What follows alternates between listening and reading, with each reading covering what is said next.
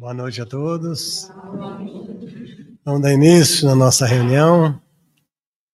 Uma satisfação, grande satisfação de estarmos mais uma terça-feira, todos nós reunidos, né?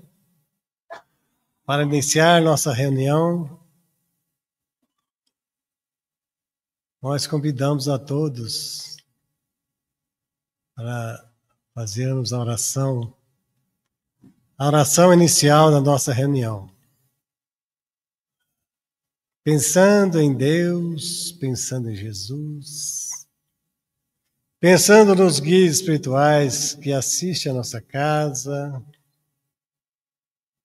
que eles nos amparam, nos dá boas inspirações, bom aproveitamento nesta noite, nos estudos desta noite, da palestra proferida pelo Daniel. Todos estão presentes, os que estão ausentes, nossos irmãos, amigos, estão nos seus lares, em outras cidades, na nossa cidade de Ibiá, em outros estados, estão acompanhando essa live. Que Jesus possa adentrar ao lar de cada um. A mensagem espírita, o Evangelho de Jesus, a luz do Espiritismo. Por isso nós somos gratos a Deus, nosso Pai, por estarmos aqui, todos nós imbuídos num só ideal, que é o aprimoramento espiritual. A busca da sintonia perfeita com a espiritualidade, com a falange do Espírito de verdade, o Espírito Santo de Deus que nos assiste em mais uma noite, mais uma reunião de paz e harmonia em nosso que estás nos céus. Santificado seja o teu nome. Venha a nós o vosso reino.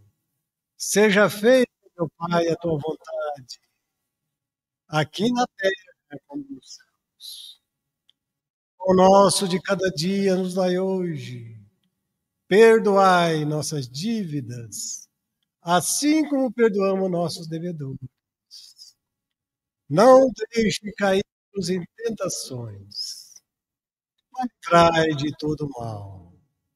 Senhor, o poder e a glória, as bênçãos e a luz, para todos sempre, Jesus. Que haja muita paz na nossa reunião da noite. Do Evangelho segundo o Espiritismo, é a mensagem de Paulo Apóstolo, necessidade da caridade segundo São Paulo. Vou ler aqui 2 parágrafos. Ainda quando falasse todas as línguas dos homens e mesmo a língua dos anjos, se não tivesse caridade, nada seria senão como um bronze sonante, um único símbolo retumbante. E quando eu tivesse o dom da profecia, penetrasse todos os mistérios e tivesse uma perfeita ciência de todas as coisas. Quando tivesse ainda a fé, toda a fé possível, até transportar montanhas. Se não tivesse caridade, eu nada seria. E quando tivesse distribuído meus bens para alimentar os pobres, se tivesse entregue meu corpo para ser queimado, se não tivesse caridade, tudo isso não serviria de nada. A caridade é paciente, é doce e benfazeja. A caridade não é invejosa, não é temerária e precipitada, não se enche de orgulho, não desdenhosa, não procura seus próprios interesses, não se melindra, não se irrita com nada, não suspeita mal, não regozija com injustiça, mas sim regozija com a verdade. Tudo suporta, tudo crê, tudo espera e tudo sofre. Agora, essas três virtudes, a fé, a esperança, a caridade, permanece, mas entre elas, a mais excelente é a caridade. São Paulo, primeira carta, a Epístola de Coríntios, capítulo 3, do versículo 1 a 7 e 3. Esta reflexão da noite é do Evangelho para o Daniel. É para o Daniel fazer explanação para nós, né? A palavra de Daniel. Que Deus ilumina a sua mediunidade, a sua faculdade para trazer para nós nessa noite a boa palavra, né? Meditar sobre a caridade segundo São Paulo. Nosso querido Paulo Apóstolo. Vamos lá.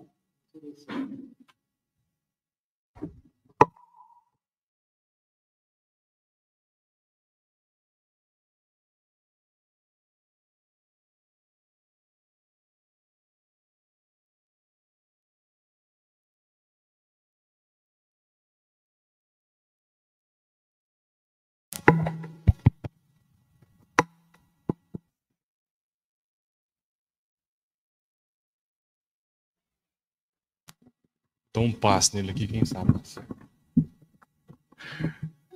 Nós estamos tendo uma dificuldade no áudio, na transmissão.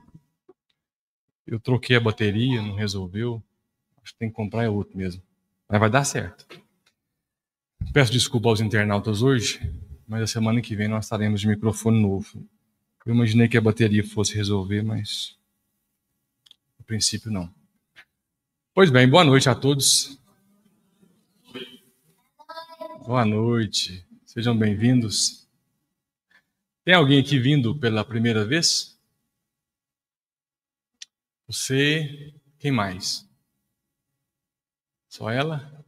Bem-vinda, viu? Uma alegria receber todos vocês aqui. Existe um recurso literário chamado hipérbole. Hipérbole é um exagero gramatical. É um lugar inatingível. Vou dar um exemplo, para que isso fique mais claro. Existe uma música popular brasileira, que faz parte aí do hall das mais importantes, que diz assim: por você eu bebo o mar de canudinho. Por você eu atravesso o Polo Norte de shortinho. Essa música, ela representa uma hipérbole, um exagero gramatical, um lugar inatingível. É possível alguém tomar o mar de canudinho? Nem estiver com muita sede? Não, né? É possível alguém atravessar o Polo Norte inteiro, ainda que ele seja pequeno, de shortinho? Não. Ou seja, é um recurso que o autor dessa música usou para demonstrar um sentimento exagerado pela outra pessoa. Esse foi um recurso gramatical que Paulo usou na sua carta aos Coríntios, quando ele fala da caridade. Caridade vem de caritas, caritá, que quer dizer amor. Vai dizer ele: ainda que eu fale a língua dos anjos, se não tiver amor, eu serei apenas um sino que ressoa. Ainda que eu doe todos os meus bens aos pobres, imagina tudo que você tem na sua conta bancária, nas aplicações, na poupança, os bens imobilizados. Imagine que amanhã você decida doar tudo isso aos pobres e ficar sem nada. Assim como o próprio Saulo fez, renunciando ao título de romano que ele tinha. Ainda que você faça isso, se o seu gesto não conter amor, espiritualmente falando, moralmente falando, não tem validade. Ainda que você entregue o seu corpo para ser queimado, que é o sacrifício máximo sob a ótica da matéria, é entregar o seu corpo para ser queimado em favor de uma causa. Se esse gesto não conter caridade, amor, de nada valerá esse gesto. Paulo está dizendo que o sentimento que nós empregamos é o que mais importa. O sentimento é o que verdadeiramente vai salvar cada um de nós que aqui estamos. Eu fiz questão de lembrar essa fala de Paulo, porque o tema que nós propomos conversar nessa noite é um tema que exige muito sentimento. E exige o melhor sentimento, o maior dos sentimentos, que é o amor. Porque se o amor estivesse à frente de toda relação, de toda compreensão, não haveria dissensão, não haveria preconceito, não haveria julgamento. Portanto, o convite que nós fazemos hoje é para que nós examinemos esse tema à luz da caridade, à luz do amor. Existem temas que a sociedade decidiu não conversar. Ela decidiu ignorar por medo, preconceito ou talvez por covardia mesmo. Pegou esse tema, esses temas, juntaram-os e colocaram debaixo do tapete. São os chamados tabus. Tabus são temas que existem, mas que pouco falamos. Por medo, preconceito ou por covardia mesmo. Um tema que é tabu, a morte, por exemplo. Quando se fala a palavra morte, muitos batem até na madeira, temendo engendrar no tema. Em uma sociedade eminentemente espiritualizada. Ou espiritualista, pelo menos, porque se fosse espiritualizada, falava do tema. Nós vimos agora o Papa Leão XIV, ele vai coordenar um rebanho de 2 bilhões de fiéis católicos, altamente espiritualizados. O islamismo, que é a maior religião do planeta, atingindo quase 3 bilhões de pessoas, que também conduz as almas à espiritualidade. Ou seja, nós estamos mergulhados em uma sociedade que busca constantemente a espiritualidade. Não obstante a isso, temos medo de falar daquilo que vai acontecer com todos.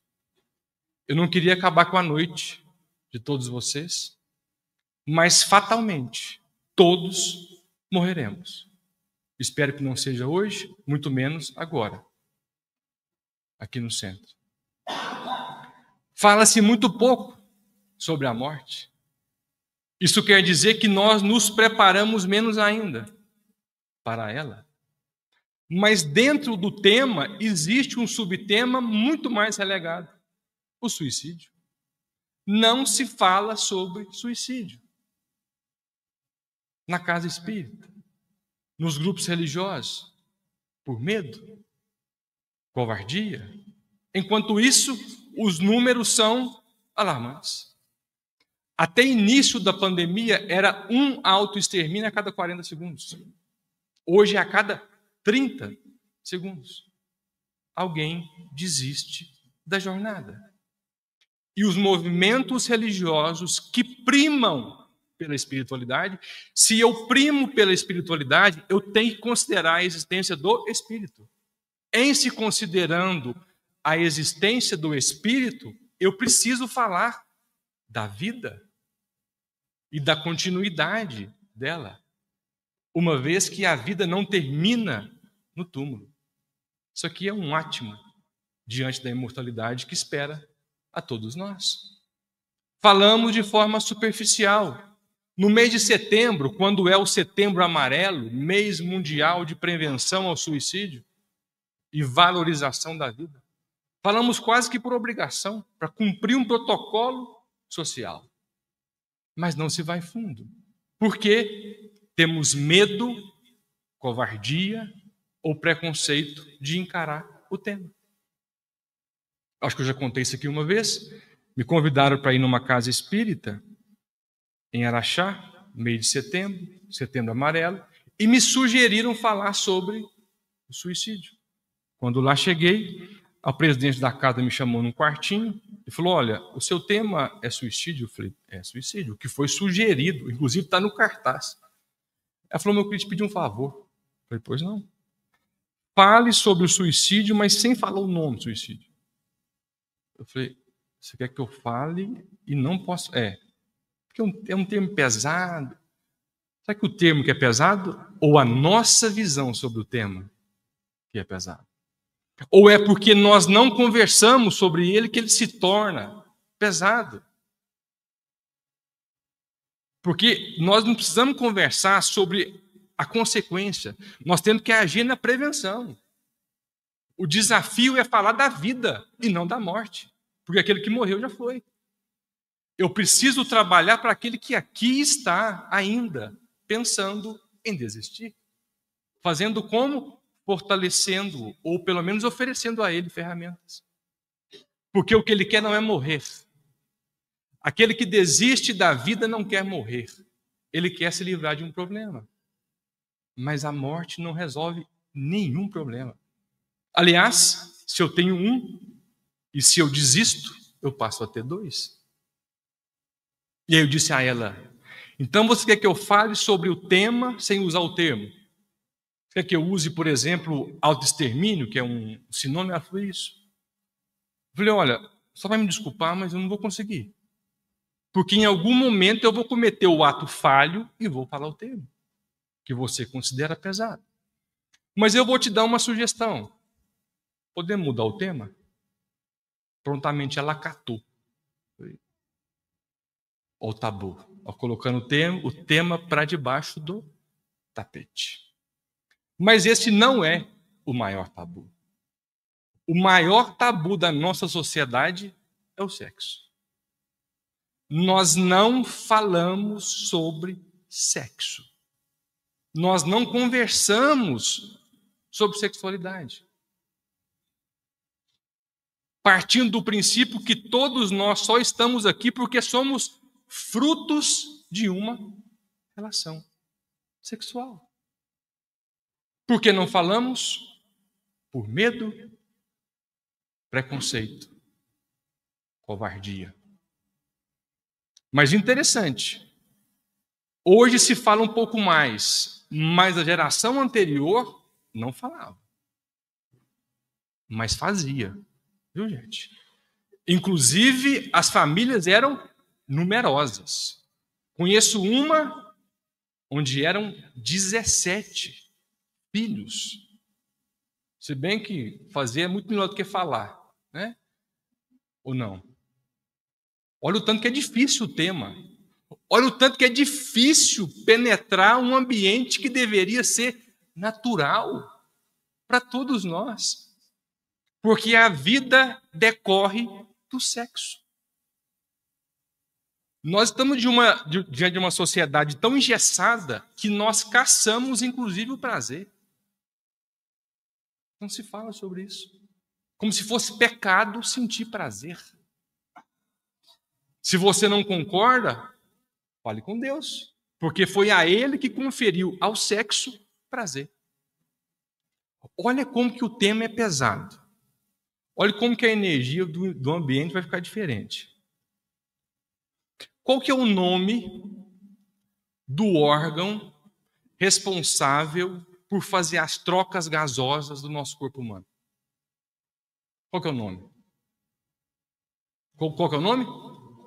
Pulmões. Muito bem. Pulmão é o principal órgão do nosso sistema respiratório. Qual que é o nome do principal órgão do sistema circulatório? Aquela bomba. Coração. Uma bomba espetacular. Né? Com 4 câmaras, 2 átrios, 2 ventrículos, levando sangue oxigenado, trazendo sangue sujo. Espetacular. Qual que é o nome do principal órgão do sistema de filtragem do corpo humano? Rins. Muito bem. Qual o nome do principal órgão do sistema de metabolismo do corpo humano? Oi? Fígado. Muito bem. Agora, qual que é o nome do órgão sexual masculino externo? Eu vou perguntar só para os homens, porque mulher não sabe o que é isso. Então, essa pergunta é para nós homens. Qual o nome do órgão sexual masculino externo? Pênis. Quem falou? Parabéns. Qual que é a dificuldade? Qual a dificuldade? É um nome anatômico de uma estrutura que todos nós homens temos. Qual que é o nome do órgão sexual feminino externo? Agora só para as mulheres, os homens não sabem o que é isso. Qual que é o nome? Vagina. Qual que é a dificuldade? Se você não concorda, crie uma tese, discuta com a ciência, porque qualquer livro de anatomia que você recorrer, você vai ler coração, pulmão, rins, fígado, pênis, vagina. O problema está no termo? Não, mas na imagem que nós temos do que aquilo representa. O problema está em nós, no nosso preconceito, na forma de encararmos algo que é natural e que todos temos. Aí ficamos criando um apelido, né? É a florzinha, é o bibil. Não, é vagina, é pênis. Esse é o nome. O nome anatômico é esse. Por que não conversar? Isso vai tornando o assunto cada vez mais difícil, mais problemático. Não é? Dentro desse aspecto, e aqui nós chegamos no nosso tema, que é a homossexualidade, a heterossexualidade e a bissexualidade. Quantas vezes você assistiu em uma casa espírita um estudo sobre homossexualidade? Sobre bissexualidade? Não se fala. Por que não se fala? Por medo, por preconceito, por covardia. Eu me lembro, na pandemia, houve um grupo de jovens ateou fogo a uma travesti no Rio de Janeiro. Isso foi noticiado no Brasil todo, gerou muita repercussão. E uma jovem fez um comentário interessante na internet. Ela falou assim: e enquanto isso, as lives espíritas continuam. Ou seja, como se nada estivesse acontecendo. Desconsiderando aquilo que está lá fora. Porque a nossa proposta é nos tornarmos melhores para conviver lá fora. Mas eu preciso discutir aqui dentro os problemas que lá estão, como Kardec discutia. Na Revista Espírita, Kardec ia acompanhando os acontecimentos sociais. Tem um caso curioso na Revista Espírita de outubro de 1862. Brincava um grupo de garotinhos, e um deles, um de 10 anos, eles estavam brincando dentro de um maleiro de madeira. Os 4 jovens, as 4 crianças, entrou no maleiro, esse ficou de fora e sentou em cima da tampa do maleiro. E ficou sentado até a morte, ouvindo os gritos das crianças lá dentro, elas pedindo socorro. Ele abria e fechava de novo, abria e fechava de novo, até que os 4 morressem de forma asfixiada. Kardec veio conversar sobre isso na Revista Espírita. Se Kardec tivesse reencarnado, possivelmente ele conversaria sobre esse grupo de jovens que ateu fogo de forma covarde em uma travessia. O Brasil é tido como sendo o coração do mundo e a pátria do Evangelho, né? Mas vocês sabiam que o Brasil é o país que mais mata travesti no mundo? Vem em casa, pesquisa. É o país que mais mata travestis no mundo. Brasil, coração do mundo, pátria do Evangelho. Aí você pode falar assim, mas heterossexuais também são mortos. São. Mas nenhum heterossexual é morto por ser heterossexual. Enquanto que homossexuais são mortos por serem homossexuais. Por quê? Preconceito, covardia social. E essa sociedade partiu dos nossos lares, partiram do ambiente religioso, partiram das escolas de evangelização, dos cultos nas igrejas, que ainda hoje estão de joelhos para temas imprescindíveis, sob a ótica social. Diante de um tema novo, eu preciso fazer 2 movimentos. Eu estou diante de um tema novo. Eu tenho que fazer 2 movimentos. Primeiro, diminuir a minha crença. O que é crença? É aquilo que eu acredito ser verdade. Isso é crença. Todos nós somos cheios de crenças. Daquilo que fomos acumulando ao longo da vida. E vamos formando crenças. Nós temos crenças sobre céu, sobre inferno, sobre Deus, e poderíamos conversar sobre todas elas, mas são só crenças, que não refletem a realidade. Então, diante de um tema novo, abaixe a crença, aquilo que eu acho que é a verdade. Eu diminuo a crença e aumento o conhecimento. À medida que o conhecimento aumenta, a minha percepção sobre o tema se transforma. E eu acho muito curioso porque ao longo dos anos nós temos usado a religião para justificar o nosso preconceito. E a pessoa ainda fala assim, está na Bíblia. Está na Bíblia. Esse é um argumento tão frágil. E o questionamento aqui não é em relação à Bíblia, viu, gente? Porque aqueles que pensam assim desconsiderou a conversa de Jesus com Nicodemos, que era um doutor da lei. Ele chega para Jesus e fala assim, mestre, o que eu devo fazer para alcançar a vida eterna? Jesus faz 2 perguntas para ele. Que toda vez que alguém te falar que está na Bíblia, você vai repetir essas 2 perguntas para essa pessoa. Já que Jesus é o nosso grande modelo e guia, vamos repercutir as perguntas de Jesus. Porque Jesus era um psicólogo por excelência. Aliás, ele usava a psicologia reversa. Ele nunca respondeu pergunta. Ele sempre instigava o conhecimento. instigar o conhecimento, aumente o conhecimento e diminua a sua crença. É o segredo da evolução. Diminui a crença, aquilo que eu acho que eu sei, e aumente o conhecimento. Jesus pergunta para ele assim: o que está escrito na lei?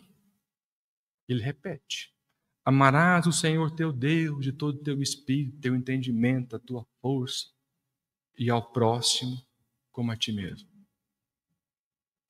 Ele repetiu, mas repetir até papagaio repete. Se você comprar um papagaio virgem hoje, que não saiba falar nada, e começar a ler para ele as perguntas do livro dos Espíritos, em pouco tempo ele vai saber o tanto que nós sabemos.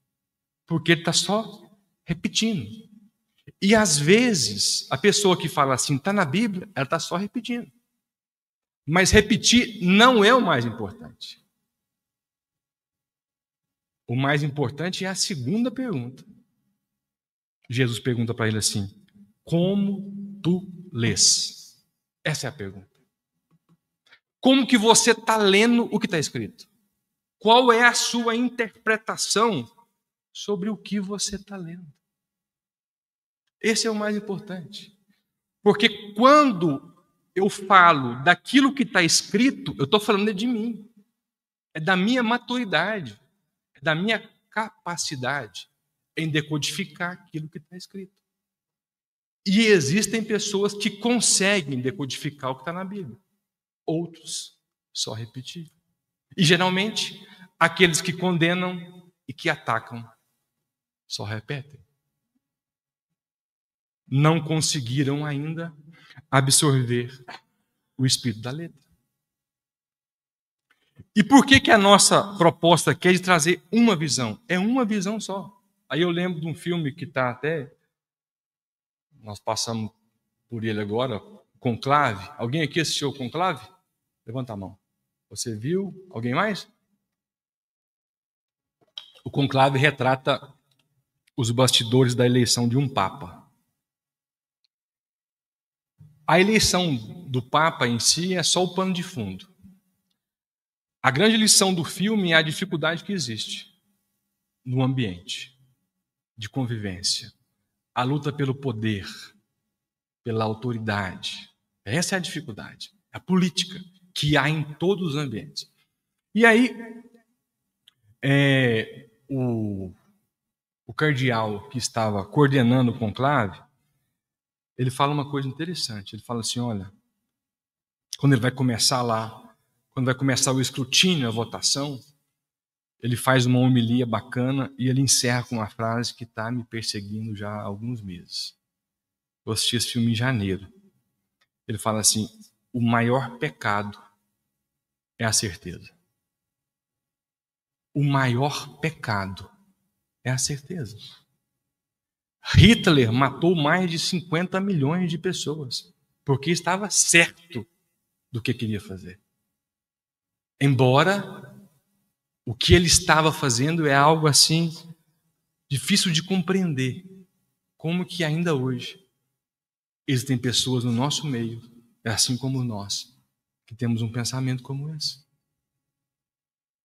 A certeza pode nos levar a cometer o maior desastre sob a ótica do Espírito. Porque aquele que tem certeza se fechou na crença e não está aberto ao progresso. Então, o que nós oferecemos é uma visão. É a melhor? Não sei. Mas é um ponto de partida para o início da conversa. No Livro dos Espíritos, nós temos 3 perguntas sobre sexo. Pergunta 200, 201 e 202. Na pergunta de número 200, Kardec pergunta assim, o espírito tem sexo? Aí eles respondem, não. O sexo é uma condição biológica. Portanto, eu, espírito, esquece o corpo, eu, espírito, não tenho sexo. O que determina o sexo é o meu corpo físico. É a organização biológica que determina o meu sexo. Pergunta 201. Ele pergunta assim: para o espírito, aliás, o espírito que reencarna em um corpo masculino é o mesmo que reencarna em um corpo feminino? Sim. Portanto, se hoje você está num corpo masculino, amanhã, daqui 100 anos, você poderá estar em um corpo feminino, porque o espírito é o mesmo. Ora em um corpo masculino, ora em um corpo feminino. Por quê? Porque as reencarnações em corpos diferentes oferecem ao espírito experiências diferentes. Todo mundo entende isso? Isso quer dizer que a função social do homem e da mulher é diferente. Todo mundo concorda? Porque nós homens não geramos filhos, não gestamos. Então a função é diferente, muito embora os direitos sejam os mesmos. É o mesmo direito, função diferente. Se você quer se aprofundar sobre isso, leia um artigo que está no livro No Invisível. Leon Denis escreve um artigo com o título Espiritismo e a Mulher. Ele fala brilhantemente sobre isso. Então, primeiro, o espírito não tem sexo. Segundo, ele reencarna no corpo masculino e no corpo feminino. Terceiro, para o espírito, questão 202, é melhor reencarnar no corpo masculino ou no corpo feminino? O que vocês acham? Oi? É melhor no feminino? Para o espírito? Não, o espírito tanto faz. Ah, muito bem. Para o espírito, tanto faz. No corpo masculino ou no corpo feminino. Visto que o que importa para o espírito é o gênero da prova. Tanto faz ser pobre num corpo masculino ou num corpo feminino. A dificuldade é a mesma. Concorda ou não? Ser rico no corpo masculino e feminino. A dificuldade é a mesma. Um câncer, por exemplo, num corpo masculino, é a mesma dificuldade no corpo feminino. Ou seja, a dificuldade é a mesma. Então, o que importa para o espírito não é o corpo, o gênero do corpo, se é masculino ou se é feminino. O que importa para ele é a prova que ele vai suportar. Muito embora o espírito não tenha sexo, o espírito cria uma personalidade. O que é personalidade? É a soma de experiências. É a psique. É a psicologia. É a identidade psicológica. Eu vou dar um exemplo de identidade psicológica. Você nasceu em Minas Gerais. Que sotaque bonito que nós temos. Lindo, um charme, não é? Oh, tem bom sotaque mineiro. Sotaque mineiro abraça todo mundo, não é? Diferente, né? Você vive aqui em Minas até há 20 anos. Vai lá para o Rio Grande do Sul. Chegando lá, todo mundo sabe que você é mineiro. Por quê? Porque você criou em Minas essa personalidade, essa persona. Isso te influenciou de tal forma que você é mineiro, mesmo estando morando no Rio Grande do Sul. Assim é o espírito. Assim é a nossa sexualidade. Se você reencarna várias vezes em um mesmo corpo, com o mesmo gênero, por exemplo, masculino, você vai adquirindo a psique, a psicologia, características psicológicas masculinas. Muito embora você não tenha um sexo, as experiências sucessivas em um mesmo corpo criou em você uma psicologia. Certo? É por isso que o corpo físico, gente, o corpo físico não cabe às nossas experiências. É por isso que é diferente espírito de alma. O que é a alma? A alma é aquilo que o corpo aguenta. É aquilo que o corpo resiste. Espírito é o todo, é como se fosse um país. Imagina o espírito um país. Brasil. É o Brasil. E a alma, um estado. Você não consegue pegar todo o país e colocar dentro de um estado. Consegue? Não. Então, cabe, ali está o que comporta. Assim é o corpo. O corpo está expressando aquilo que eu consigo comportar enquanto humano nessa experiência, muito embora seja um espírito imortal. Por exemplo, as vidas que nós já tivemos, está tudo arquivado no espírito. Por que o corpo não processa? Por uma incapacidade biológica. O meu corpo não consegue expressar tudo aquilo que o espírito sabe. Assim também a sexualidade. A sexualidade é a soma das experiências. O sexo é aquilo que o corpo consegue expressar. Então, há espíritos mais masculinizados, há espíritos mais femininizados, de acordo com as experiências que ele foi acumulando. Imagine 10 reencarnações como homem. Eu estou muito bem assim. Se essa for a 10ª, eu quero mais uma. Pode ser a 11ª. Não tenho pretensão nenhuma de mudar o polo na próxima. Isso vai masculinizando, enrijecendo. Assim também a mulher. Várias experiências sucessivas em um mesmo corpo vai moldando a psicologia do espírito com traços femininos, mais delicados.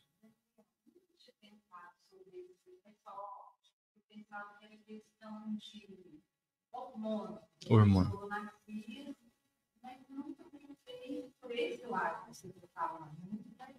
Que bom. É interessante, né? Então todo mundo entendeu? O espírito não tem sexo, mas as experiências conferem a ele uma característica psicológica. Agora veja bem, existem 3 coisas aqui distintas. Isso aqui é muito técnico e um pouquinho complexo, mas se você não entender, tudo bem, viu? É só uma informação. Uma primeira coisa é o sexo biológico. Sexo biológico é aquilo que está no meu DNA, no meu mapa cromossômico. O que é o meu DNA? O DNA é o mapa da casa, é a planta do meu corpo. Quando você vai construir uma casa, você procura uma engenheira e vai discutir com ela os tamanhos da casa, né? Eu quero uma casa com 2 quartos, 3 quartos, uma suíte, uma garagem para 2 carros, uma piscina, uma varanda gourmet, uma churrasqueira, né, Tite? Vai mudando, né? Você faz a planta da casa, o pedreiro executa, né? O nosso corpo tem uma planta chamada DNA, o mapa cromossômico. Antes de encarnar, antes de entrar no corpo, é feito o desenho do meu corpo, geneticamente falando, para que quando o corpo se formar, ele tenha as características que foram desenhadas na planta. Então, por exemplo, a minha estatura está no meu DNA, está nos meus cromossomos. O peso está no DNA. Cor de olhos está no DNA. Tipo de cabelo está no DNA. Tudo está no DNA. As doenças genéticas estão no DNA. Tudo foi pré-acordado antes. E o sexo também. O nosso sexo foi definido, ou melhor, o sexo do corpo foi definido antes do espírito encarnar. Nós fizemos um mapa aqui e nessa encarnação você vai nascer lá em Ibiá, filho do Vicente, da Perpétua, num corpo masculino. Aqui estou eu. 20 e poucos anos depois. Bem poucos mesmo, viu, gente? Então, isso é sexo biológico. É aquilo que está no meu DNA. Então, o meu DNA é XY, o que faz com que o meu corpo tenha essa conformação masculina. Que eu tenha pênis, testículo. Diferente da minha mãe. O DNA da minha mãe é diferente. Pelas características físicas dela, pela herança do pai e da mãe dela, e também porque o sexo dela é feminino, do corpo dela é feminino. Então, se em mim é XY, na minha mãe é XX, está lá no DNA dela. Isso é sexo biológico, é do corpo. E aí, Denise, essas características do corpo podem influenciar no espírito, mas de forma muito sutil, porque a influência maior é do espírito sobre o corpo, de tal forma que o espírito pode modificar a matéria, mas a matéria jamais modificará o espírito. A ordem é de lá para cá. A potência é do espírito do corpo. Então isso é sexo biológico. Uma outra coisa é identidade de gênero. O que é identidade? É como eu me sinto. Então, por exemplo, eu, Daniel, estou encarnado nesse corpo masculino. Como que eu me sinto psicologicamente? Eu me sinto homem. Quando eu olho no espelho, eu falo assim, não, vai ser bonito. Mas, gente, minha mãe fala todo dia. Eu vejo um homem no espelho e me sinto bem. A única vez que eu me sinto bem e ver um homem na minha frente. Quando eu olho no espelho. Ou seja, qual que é a minha identidade? Eu me identifico como homem. Certo? Então, biologicamente falando, eu sou um homem e eu me identifico com homem. Então, a minha identidade de gênero é masculina. E uma outra coisa, orientação sexual. É para onde eu oriento o meu desejo. Então, se eu estou num corpo masculino, me sinto homem e me sinto atraído pelo sexo oposto, eu sou heterossexual. Hétero, diferente. Eu tenho atração pelo sexo diferente ao meu. Heterossexualidade. Se eu tivesse atração pelo mesmo sexo, eu seria homo. Homo é igual. Homossexual.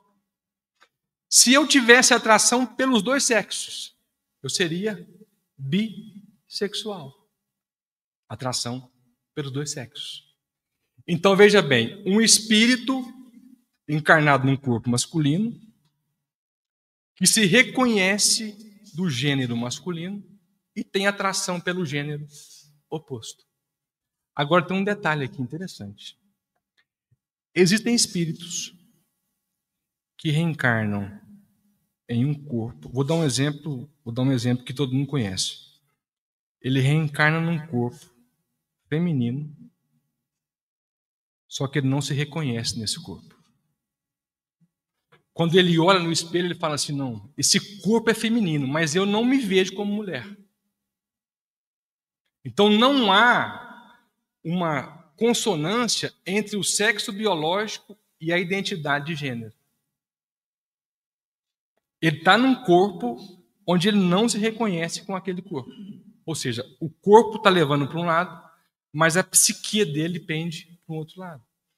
Quem aqui assistiu uma novela onde tinha uma personagem de uma jovem que ela amarrava umas ataduras nas mamas? Que a mãe, eu não me lembro da novela, alguém lembra o nome? Sou ruim de novela, viu?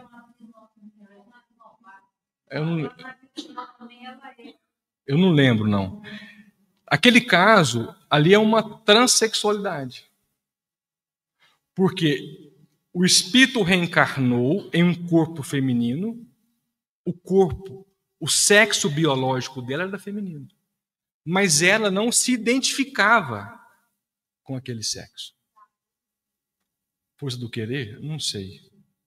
Então, o que é a transexualidade? É quando o espírito está num corpo e ele não se reconhece naquele corpo. Tem muitos casos famosos.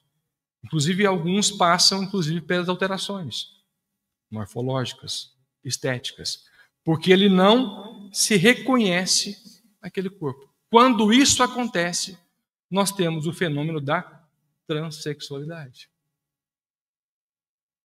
Quando o espírito rejeita aquele corpo. Certo? Vamos lá. Mas qual é a visão espírita sobre isso? A introdução é longa, né? Existe um livro chamado Vida e Sexo, Emmanuel. Emmanuel escreve um capítulo chamado homossexualidade. Aliás, gente, o termo sexo, o termo correto é homossexualidade, não é homossexualismo. Isso foi abolido em maio de 1990. O sufixo ismo quer dizer doença.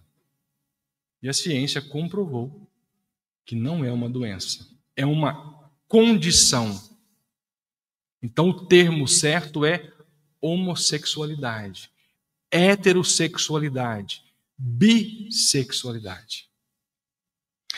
Mas Emmanuel, nesse livro, ele vai estudar algo que eu acho interessante, que é a inversão dos polos.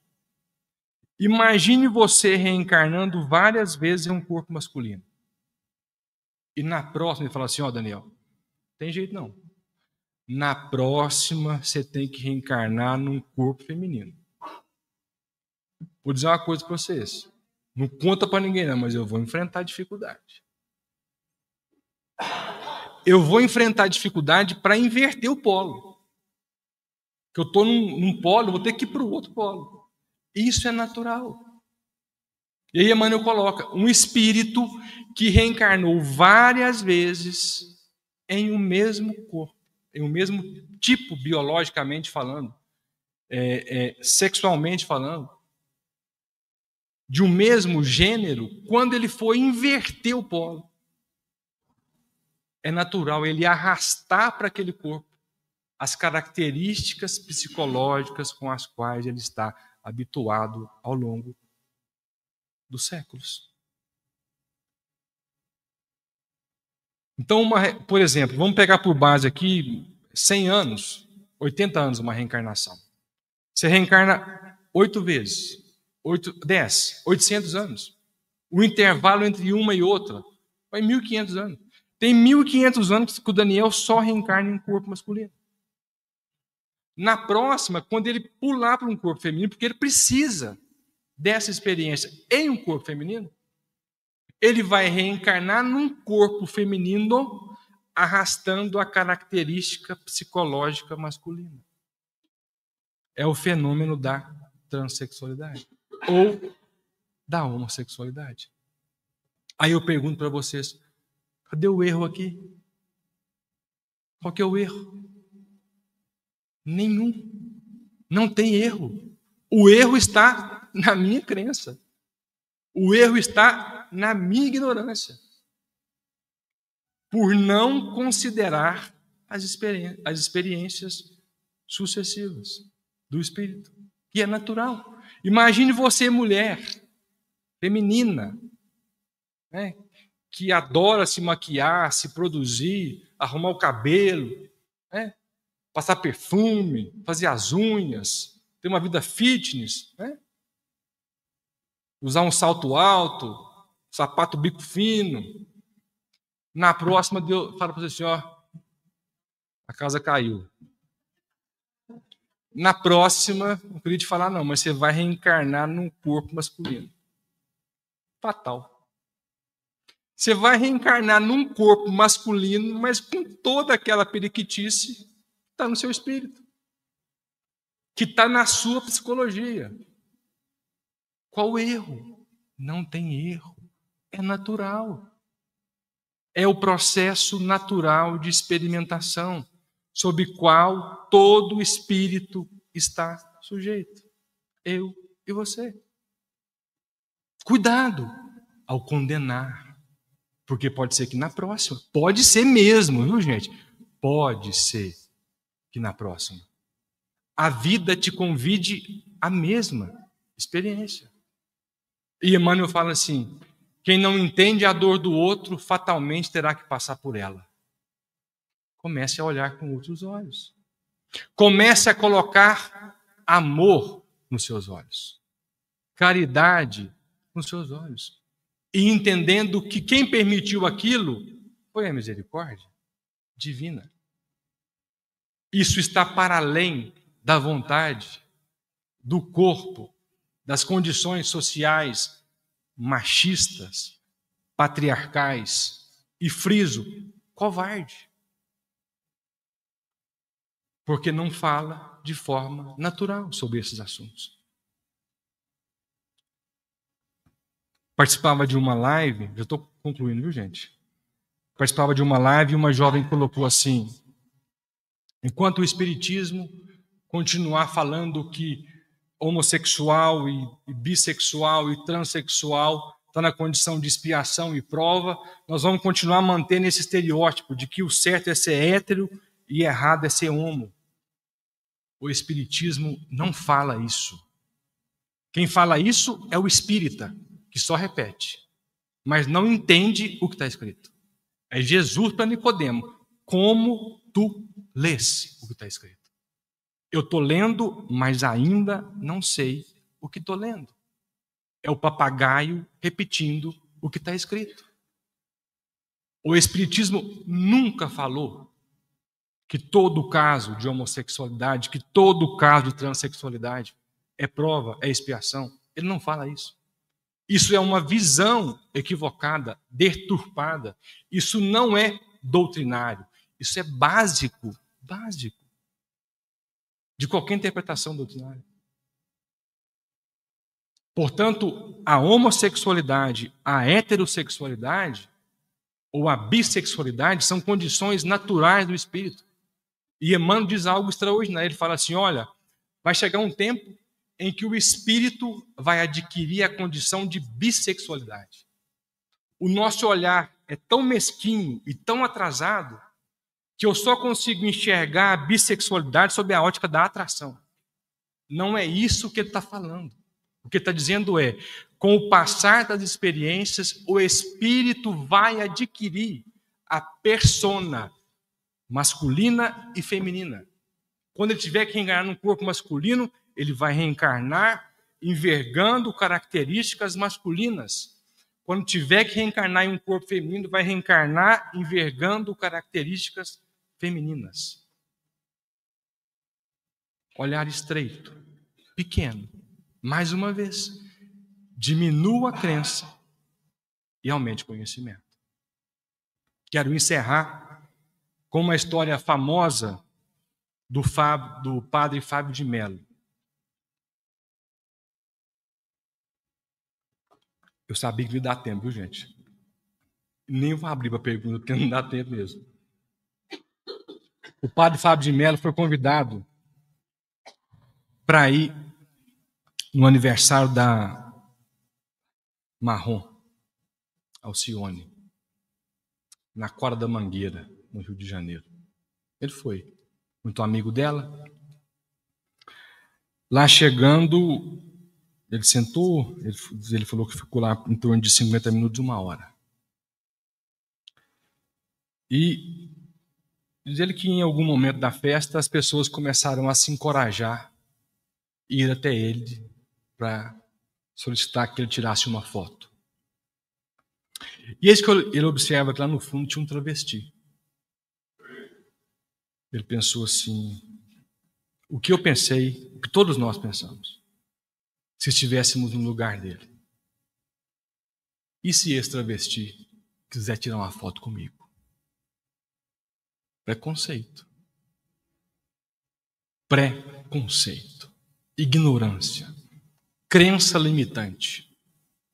Acreditar que uma posição social, aliás, sexual, biológica, coloca alguém em um lugar de superioridade em relação ao outro. E dizer ele que não deu outra. Aí pouco tempo, estava diante dele o travesti. Chegou para ele e falou assim: padre, o senhor costuma tirar foto com pecadora? Ele que entendeu ali a ironia da fala, em tom de brincadeira. Ele respondeu: mas é claro que eu tiro. Por que não tirar? Por favor. Tiraram lá uma sequência de fotos. Ao final ela falou assim: não acredito que eu consegui essa foto. O travesti foi embora, feliz da vida. Daí a pouco, a irmã de Alcione, Maria de Fátima, veio conversar com ele e falou assim: padre, o senhor conhece ex-travesti? Não. Primeira vez que eu vejo. Pois é. Ela se chama Luana Muniz. Ela fundou aqui na Lapa, padre, uma instituição que atende todos os dias centenas de pessoas. Dá banho nos miseráveis da rua, sem sentir nojo. Você, heterossexual, consegue dar banho em alguém sem sentir nojo? Tem essa disponibilidade, essa boa vontade da Luana? Mas não só isso, padre. Ela dá banho, auxílio médico, dentário, roupa, serve marmitas solidárias todos os dias. Padre, pode ir lá agora. Uma fila de pessoas que vão lá hoje buscar a sua cesta, porque todo sábado, todos os sábados, ele distribui cestas básicas para a comunidade inteira. Eu queria perguntar para nós, heterossexuais, heteronormativos, que se reconhecem nesse corpo, sexualmente falando, quantos caídos nós levantamos hoje? A quantos nós devolvemos hoje a coroa da dignidade? Quantos banhos nós demos hoje? Quantas bocas nós alimentamos? Quantos dormirão hoje mais aquecidos porque doamos o cobertor? Quanto tempo da nossa atenção nós somos capazes de dispensar para aqueles que estão aflitos hoje? Imagine que Deus nos convidasse hoje, você é heterossexual assim como eu, para ter uma audiência com Ele. Eu, você e a Luana. O que nós fizemos de melhor que ela nessa vida? Ser héteros sexuais? É isso mesmo? Repensemos o nosso propósito, porque no final, Deus não nos perguntará com quem nós nos deitamos, porque isso não importa para Deus. Para Deus não importa com quem eu me relaciono. Não. Para Deus importa o quanto eu fui capaz de ser instrumento dele aqui na terra. Porque a proposta é exclusivamente esta. Porque se não tiver amor, se não tiver caridade, não basta estar em um corpo, em harmonia com a minha psique. Que nós sejamos capazes de exercitar todos os dias a caridade que o Evangelho espera de nós. Obrigado, gente.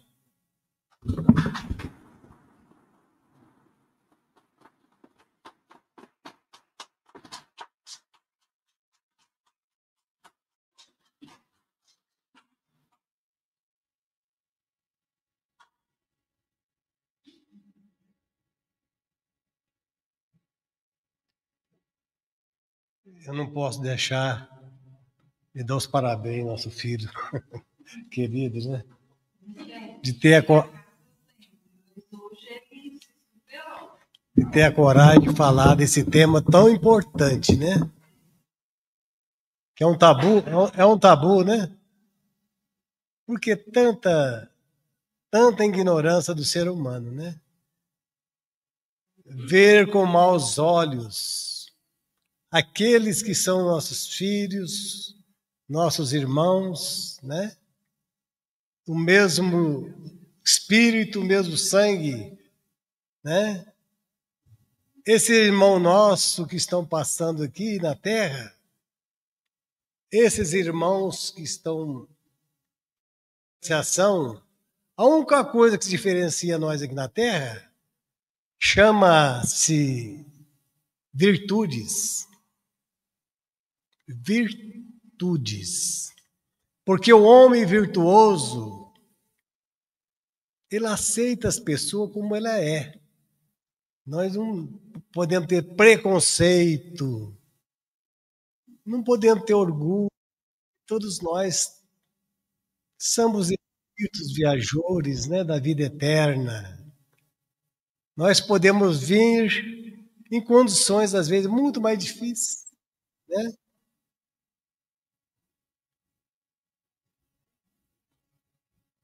Por isso, meus irmãos, a doutrina espírita vem trazer para nós, tirar essa cortina da nossa visão, descortinar para nós, ver todos nós como os irmãos, como filho do mesmo Pai, que é Deus, Criador, né? Por que diferenciar, né? Ver com maus olhos, que ignorância. Pais, às vezes, que não aceitam os filhos como é, né? Como ele é. Isso aí, sempre comento, sempre que eu perpétuo, está na alma da pessoa, como o Daniel foi bem claro aqui para nós. Né? A modificação no corpo, né? Mas está na vivência reencarnatória, já comentei isso com a Perpétua. A vivência do espírito que, né, reencarna várias vezes como homem, feminino, masculino, feminino, várias vezes, né, como o Daniel deixou claro para nós aqui, né? A diferença é essa. Por quê? Que sentido faz, né? Pai não aceitar os filhos como eles são. Isso é tamanha ignorância. É muito grande a ignorância desses pais que deviam amar os filhos, mesma coisa. Não tem diferença, não. Da hoje eu almocei com dois garotinhos hoje. Que coisa mais linda. Eu almocei com eles hoje, sentei com eles lá. Eles ficaram tão felizes de eu sentar com eles quando eu fui almoçar, lá no restaurante, na varanda. Se vocês verem que gracinha. Uma, né? Era um... Como é que é mesmo, Bebeto? Fala para mim. É uma menina que não aceitou ser menina, né? 13 anos. Mas e você olha ali, é um rapazinho mesmo. É a coisa mais linda, mais delicada que você pode ver. Eu fiquei impressionado de ver a educação daquele menino, o jeito que ele me tratou lá, sabe? É um de 14 e o outro de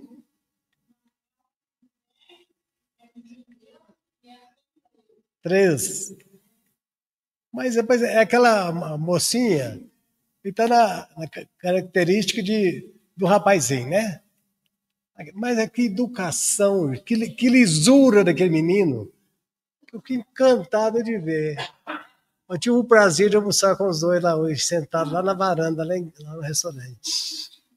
Por isso, meus irmãos, todos nós somos filhos de Deus, meu Pai. Nós podemos vir na mesma condição também, como o Daniel foi bem claro para nós aqui, né? Eu quero parabenizar ele justamente porque ele teve coragem de falar sobre esse tema. Ele me perguntou, será que eu falo? Fala, ué.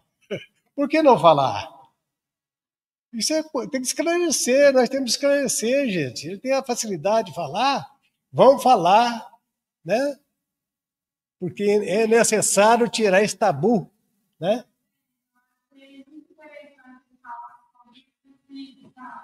O suicídio, né?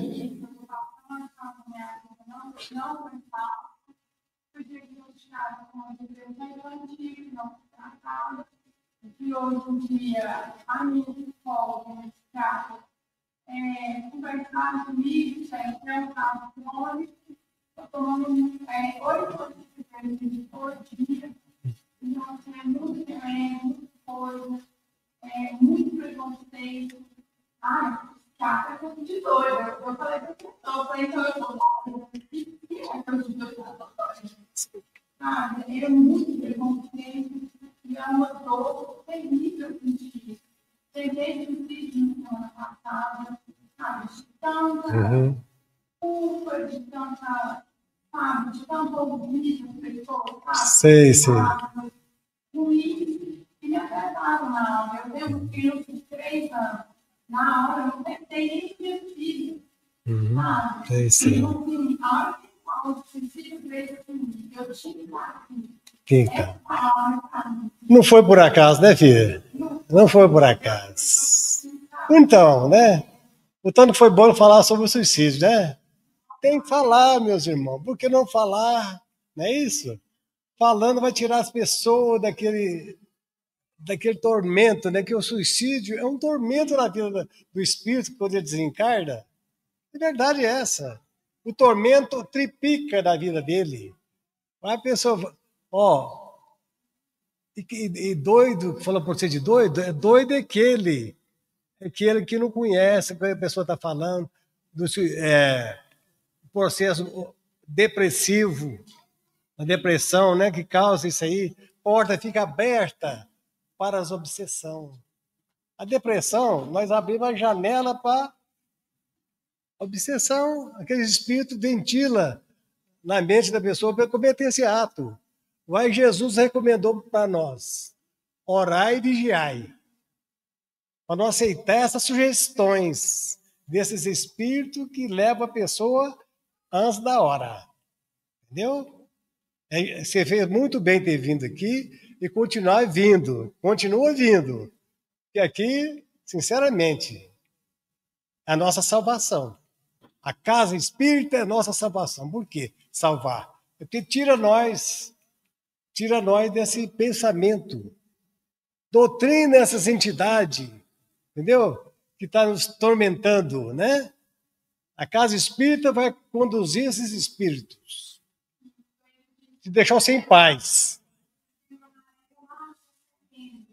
Eu acho que tinha que ser todo dia. Todo dia, é. Não é só em setembro que acontece isso.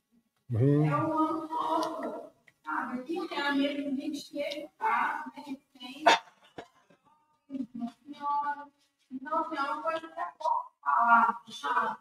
E eu acho que o povo tem receio. Tem receio, pois é, né? Pois é, minha irmã. Seja bem-vinda, viu? Depois nós vamos conversar muito a respeito. Vai ter o prazer de conversar com você. Eu, Daniel, todos nós temos o prazer de conversar com você aqui, tá? Sobre esse assunto importante, tá bom? Seja bem-vinda. Essa casa é nossa. Nós trabalhar junto aqui. O que nos cura nós é o trabalho. Vamos trabalhar junto aqui, fazer sopa fraterna. Vamos estudar junto. Tem vários dias de estudo aqui na casa, tá bom?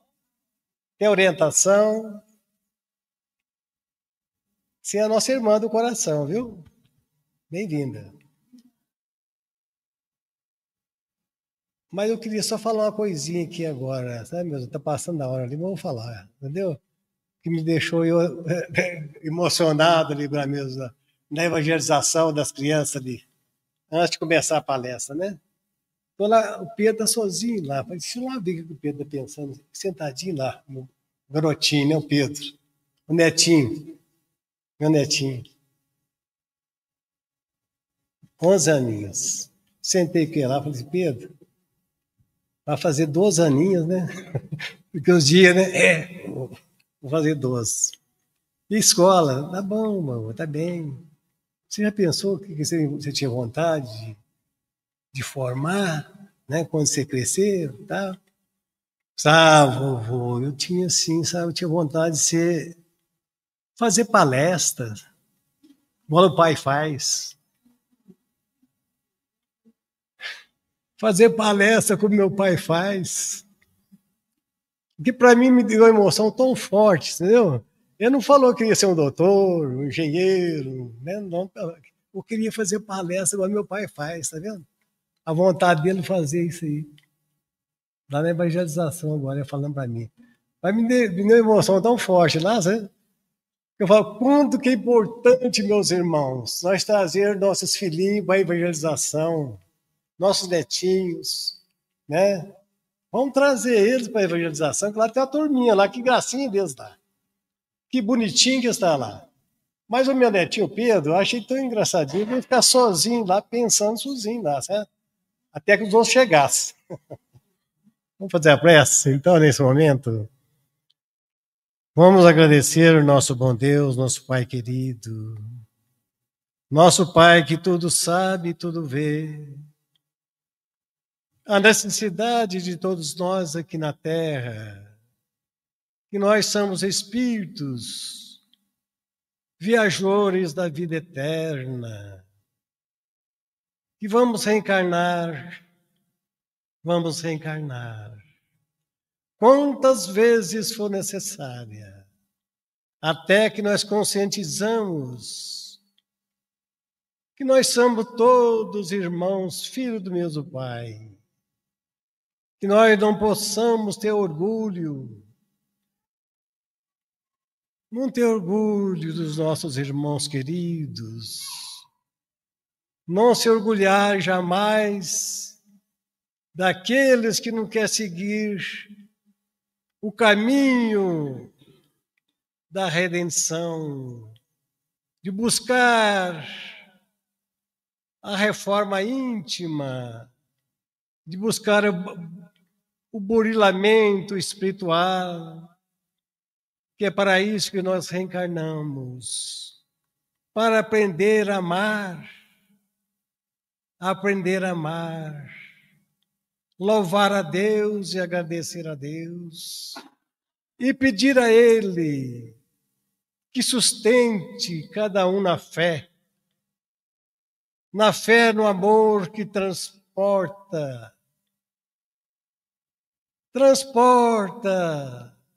os nossos pecados. Somente o amor que cobre a multidão de pecados. Por isso, meu Deus, nosso Pai querido, abençoe toda a humanidade sofredora. Pedimos, senhores, para os doentes do corpo e para os doentes da alma. Pedimos, Senhor, para os hospitais, onde se encontra minha irmã Aparecida, lá em Patrocínio, internada, que fez a 4ª cirurgia da sua coluna, meu Deus. Que dessa vez nós temos certeza que ela vai se recuperar. Esta irmã que eu disse para a enfermeira, lá onde ela está internada, no UTI, que ela é a filha querida que eu não tive, é a irmã mais nova, que hoje eu vejo ela naquela condição de tanta dor, de tanto sofrimento, há vários anos, meu Deus, que agora pode ser o basta do seu sofrimento. Que o Deus de amor, Jesus nosso Senhor, nossa Mãe Santíssima, Maria de Nazaré, cubra todos enfermos daqueles hospitais, em especial minha irmã querida, meu Pai, que ela saia de lá curada, meu Deus. Pai nosso que está nos céus, santificado seja o teu nome, venha a nós o teu reino, de amor e de paz. Seja feita a tua vontade aqui na terra, como em todo o universo. O pão do corpo e da alma, dá-nos hoje, ó bom Deus. Perdoai nossas dívidas, assim como perdoamos nossos devedores. Não deixe cairmos mais em erros, em falta, em tentações, mas livrai de todo mal. Senhor, é o poder e a glória, as bênçãos e a luz, para todos sempre, Jesus. Gratidão, meu Pai. Gratidão, Jesus amado. Gratidão aos benfeitores espirituais que estão nos assistindo. Nós passando para o tratamento dos passes, convidando os médicos